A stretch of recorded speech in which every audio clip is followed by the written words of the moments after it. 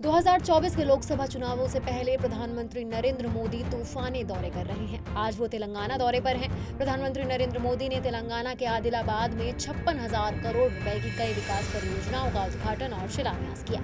इस दौरान उन्होंने जनसभा को भी संबोधित किया।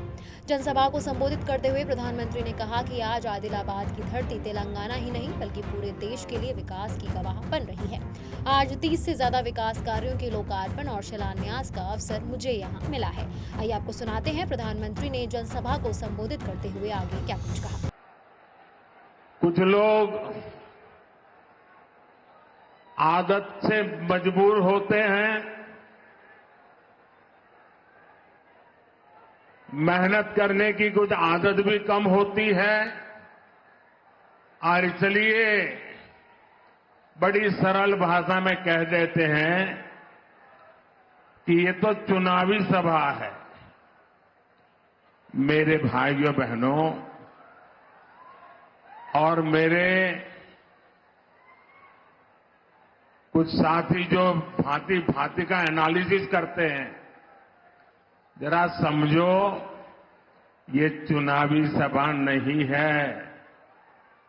चुनाव की तो अभी घोषणा भी नहीं हुई है।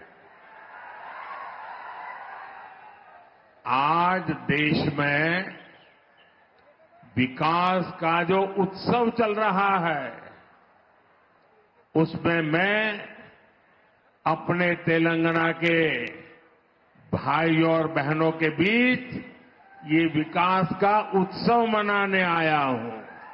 वहीं जनसभा को संबोधित करते हुए प्रधानमंत्री ने अपने पिछले 15 दिनों का लेखा जोखा भी जनता के सामने रख दिया। मैं 15 दिन का हिसाब देता हूं, दे दूं आपको? मेरा 15 दिन का हिसाब दे दूं? देखिए 15 दिन में क्या क्या हुआ।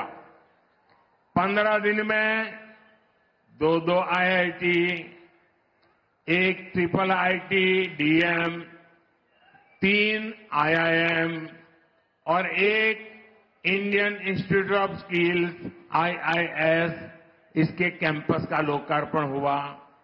15 दिन में देश के अलग अलग राज्यों में 5 एम्स का लोकार्पण हुआ। 15 दिन में किसानों के लिए दुनिया की सबसे बड़ी स्टोरेज स्कीम शुरू हुई। 15 दिन में 18,000 कोऑपरेटिव्स के कंप्यूटराइजेशन के काम पर पूरा होने का लोकार्पण हुआ। 15 दिन में सिंदरी में देश के बड़े खाद कारखाने का लोकार्पण हुआ।